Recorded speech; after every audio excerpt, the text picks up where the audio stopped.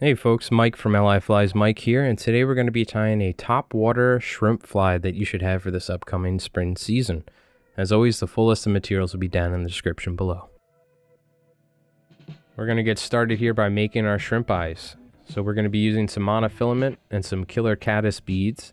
Now if you don't have beads, you don't have to use them. You could just use some monofilament and burn the end, creating a ball at the end. You can always color it with a Sharpie, for instance, and then cover it in some UV resin. I'm going to start melting the tip of the mono here and then pushing the bead into the melted mono just to help secure it while I glue it.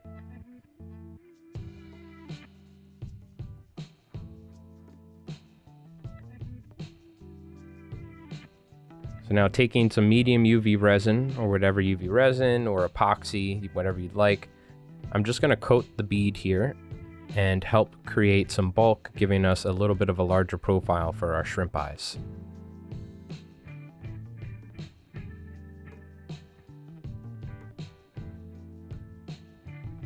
Taking our UV light here and making sure that these eyes are fully cured.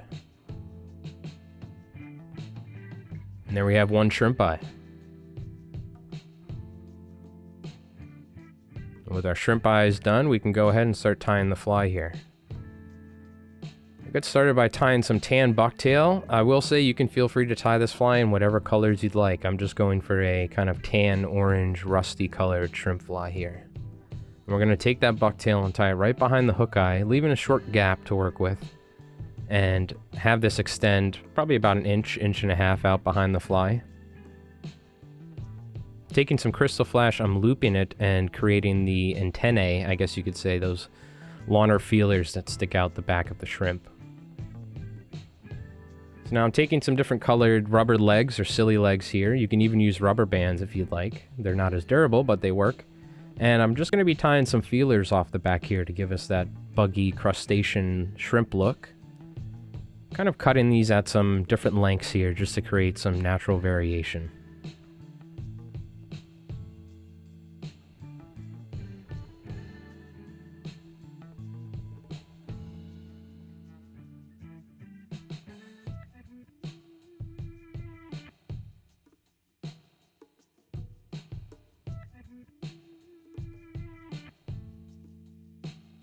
Cut that Krystal flash a little bit, ensuring that it's the longest piece sticking out here.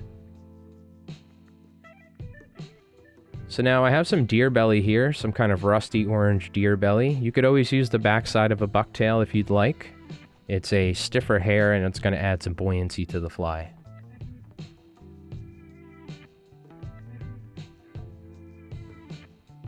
And I like to tie this collar here shorter than the original piece of bucktail to give us that natural carapace type appearance. So now with our newly made shrimp eyes, we can go ahead and tie these on here. I like to have them extend a little bit out. That's personal preference, but I like to make sure that they can see these eyes that we spent time working on. After tying them on, you can ensure that they're sitting right, and I like to pull them out a little bit, ensuring that they're not tucked in that material.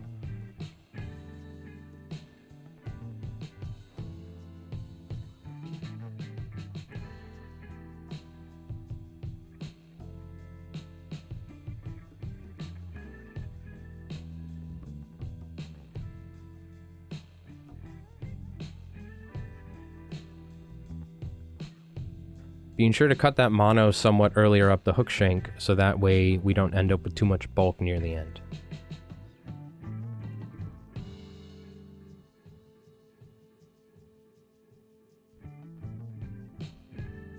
So now we're going to be taking a dubbing brush. This is an EP dubbing brush, a crustacean brush it's called. You could always V-tie some material or even use some dubbing material if you'd like.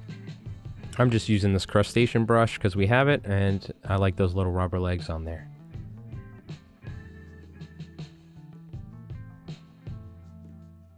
So taking some craft foam here, I'm going to create a shrimp gurgler body. Just kind of freeform cutting it up to an appearance that I like here, slimming it down. And I always ensure that it kind of tapers down past where the bend of the hook is.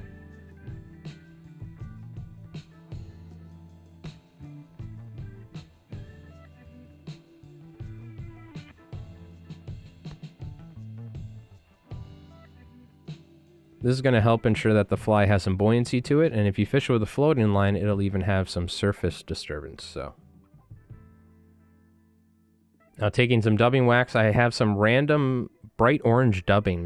Whatever sort of dubbing you like.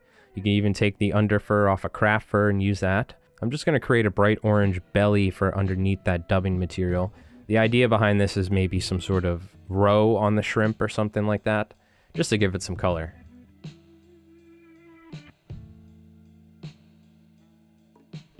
We're going to apply some of that dubbing material for where the connection of where the popper body or the gurgler body is going to go.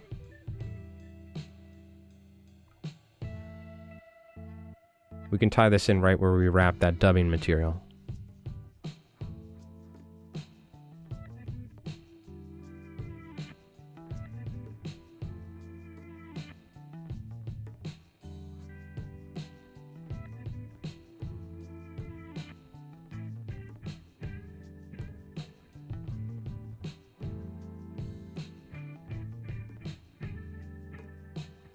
So after bringing our thread forward in front of the popper body, we're going to start applying that orange dubbing material. So that way when we wrap our dubbing brush forward, we'll have that nice orange underneath.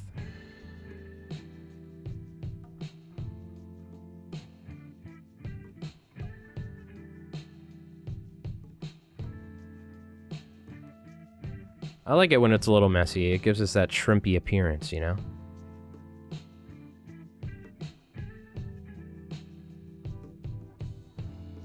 So now wrapping our dubbing brush forward, I like to ensure that I wrap the dubbing brush with the wire over the foam. This is going to make the fly that much more durable, and it's also going to give us a little fuzz up there. And then slowly kind of wrap that dubbing brush forward. I like to leave a gap in between the wraps here so that way we can see that orange underneath. And I'm just guiding the material backwards because it has a tendency to wrap on itself and get all tangled up.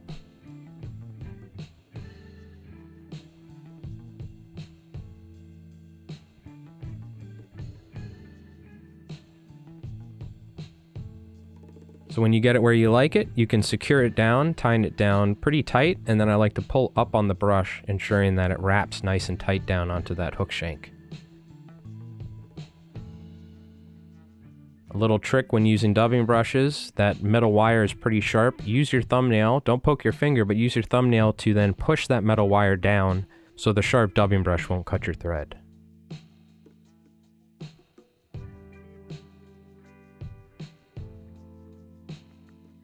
Now whenever I tie a gurgler type fly like this, I always pull the material out so it won't be stuck underneath the foam and pull it out to the sides.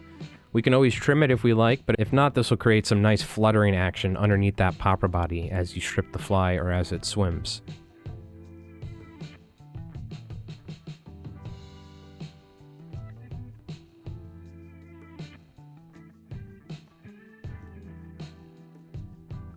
Securing the gurgler head here, leaving a slight gap behind the eye, we're then going to wrap in front. You can cut that popper head down, or that gurgler head, so you can have as much action as you'd like, or as little action. And then you just want to wrap in front of the foam, because this will help create a little cushion, ensuring that that foam lip will stick up slightly, giving us some action in the water.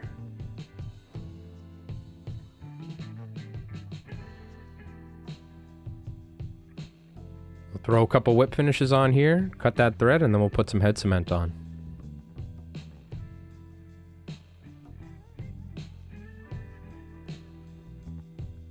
So real quick, taking a look here, there's a good amount of dubbing brush material. I might have been able to do one less wrap, but it's easy enough to kind of thin it down. I want to ensure that we see that nice bright orange dubbing material underneath. So we'll actually take my scissors here and just taking the tip of the scissors and kind of randomly thinning out the material without taking too much off, but getting it to where I like it. If you like a buggier fly that pushes a lot of water, you could leave it as is. I just want to see that nice bright orange dubbing underneath. Kind of dealing with some of these longer rubber legs here, which are a little too much for a shrimp pattern.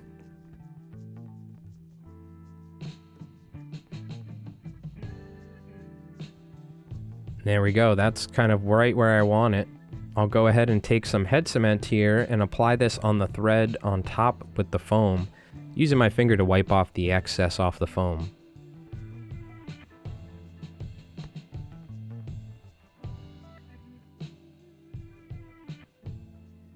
ensuring that you hit the thread on top of the foam underneath, giving us a nice secure head. Adjust those eyes a little bit, and let's get a look at this fly.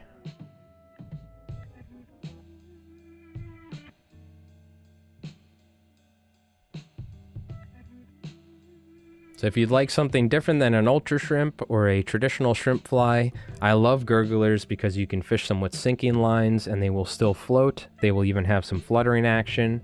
You can fish them with a floating line and get some popping action or some little chugs going on to simulate shrimp running from a predator.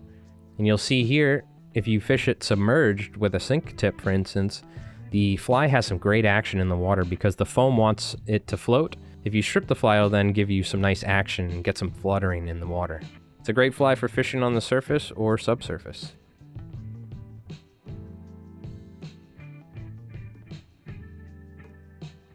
There you go, a basic shrimp gurgler, my take on it at least. It's not a original pattern, these have been tied for many years.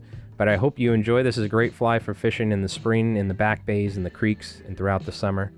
My name is Mike here from LI Flies Mike. We have new fly time videos coming out every week. Thanks for watching. Be sure to leave a like or comment or subscribe if you enjoyed. We'll see you on the next one. Tight lines.